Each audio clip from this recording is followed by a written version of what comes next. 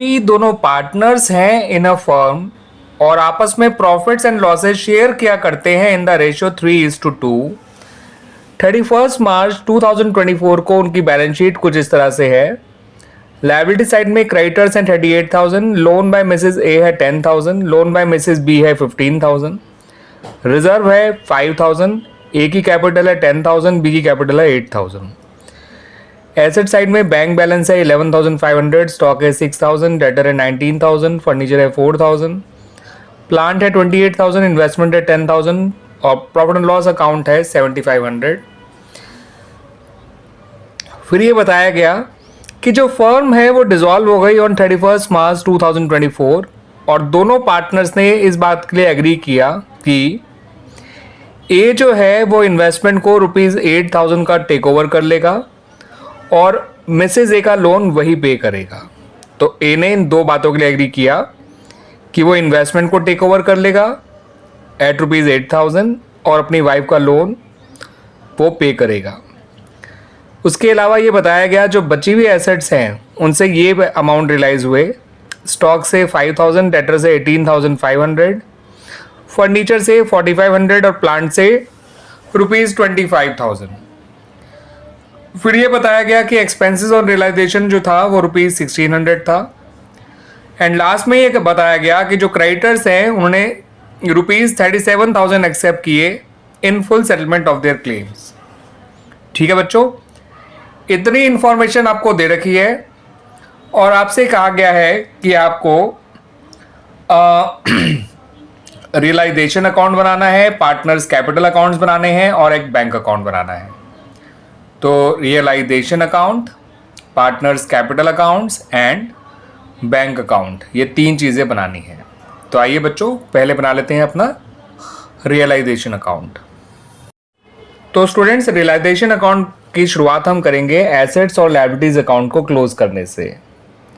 तो आपको जो एसेट्स दे रखी हैं उसमें बैंक को और प्रॉफिट एंड लॉस अकाउंट को छोड़ के बाकी सारी एसेट्स को यहाँ पे डाल के क्लोज कर दीजिए। To stock account, to debtors account,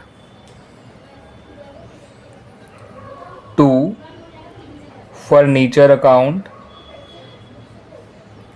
to plant account, to investment account. इनके अमाउंट है स्टॉक का 6,000, डेटर का 19,000, फर्नीचर का 4,000, प्लांट का 28,000, इन्वेस्टमेंट का 10,000। ठीक है बच्चों,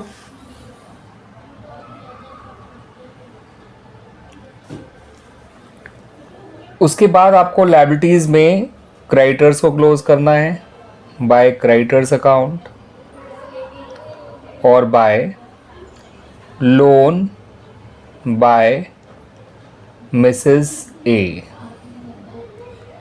क्रेडिटर्स हैं 38,000, लोन बाय मिसेस ए है 10,000।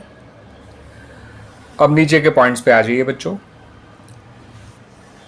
ए ने कहा था कि वो इन्वेस्टमेंट टेक ओवर कर रहा है, तो जो वो इन्वेस्टमेंट टेक ओवर कर रहा है वो बाय एज कैपिटल अकाउंट के नाम से आपको लिखना है और उसने इन्वेस्टमेंट को 8,000 का टेक ओवर किया है।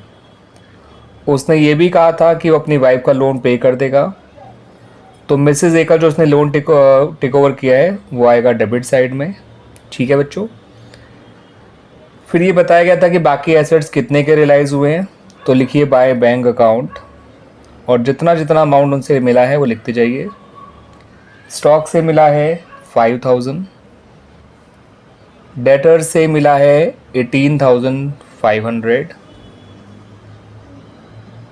फर्नीचर से 4,500, प्लांट से 25,000। ठीक है बच्चों, कुल मिला के आपने 5 एसेट्स क्लोज करे थे। 5 में से एक को जो है वो ए ने टेक ओवर कर लिया और बाकी 4 आपके बिक गए। 23, 28, 53,000। ठीक है बच्चों, फिर बताया गया था कि जो रियलाइजेशन एक्सपेंसेस हैं वो 1600 हैं, तो उसको बैंक अकाउंट के अंदर लिखेंगे। और ये कहा गया था कि क्रेडिटर्स को जो है हमने 37,000 पे किया इन सेटलमेंट, तो टोटल कैश हमारा गया 38,600। सही है बच्चों। दो ही लायबिलिटी थी, एक को हमने पे कर दिया, एक को ए ने टेक ओवर कर लिया था, ठीक है। और पांचों एसेट्स में से 4 को बेच दिया गया और एक का जो है ए ने टेक ओवर कर लिया। तो सारी एसेट्स और लायबिलिटीज़ का हिसाब हो गया। आइए गेन या लॉस निकाल लेते हैं। 38 और 10 होता है 48 और 8 होता है 56, 56 और 53 होता है 109। तो क्रेडिट साइड का टोटल तो आ रहा है बच्चों 1,09,000। डेबिट साइड का देख लेते हैं।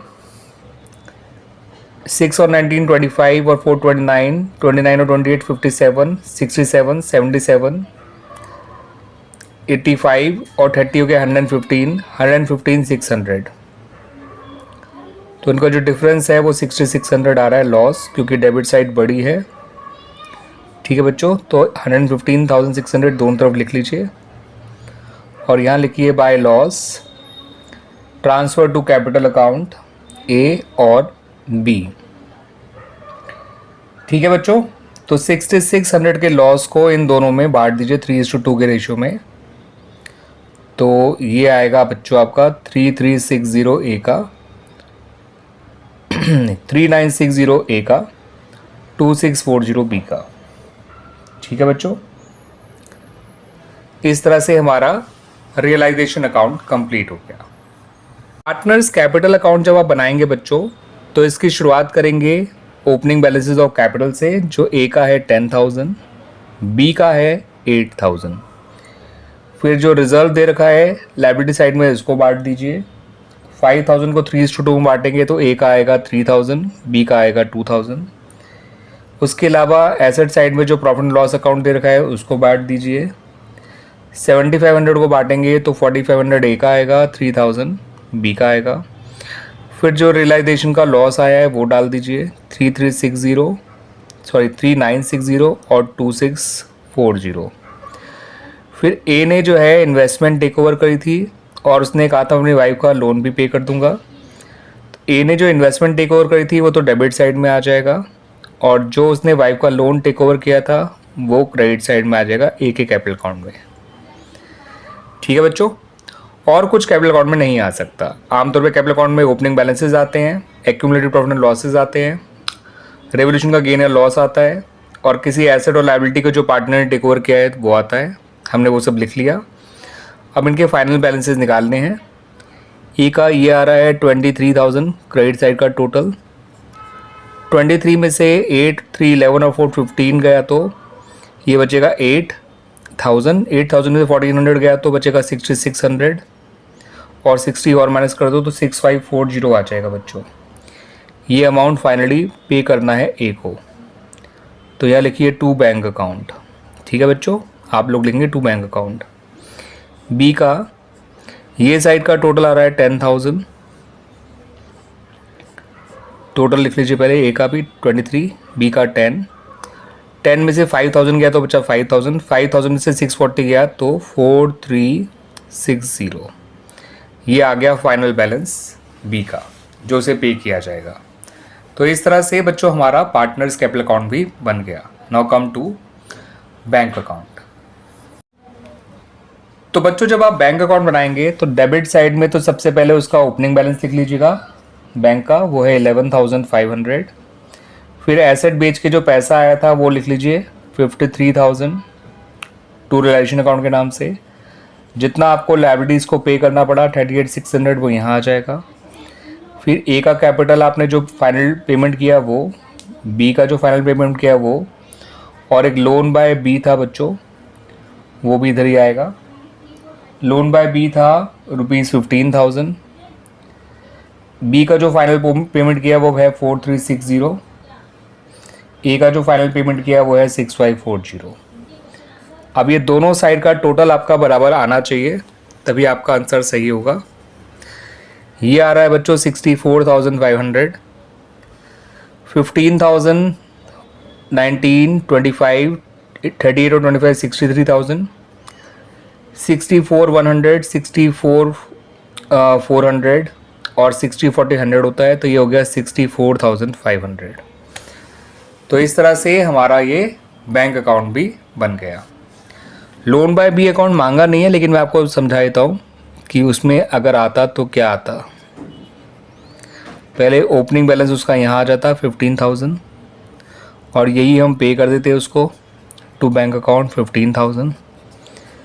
आप देख सकते हैं बैंक अकाउंट में लोन बाय बी हमने लिखा हुआ है, ये वही है 15,000 टोटल हो जाता। और इस तरह से हमारा ये क्वेश्चन कंप्लीट हो गया। ठीक है बच्चों।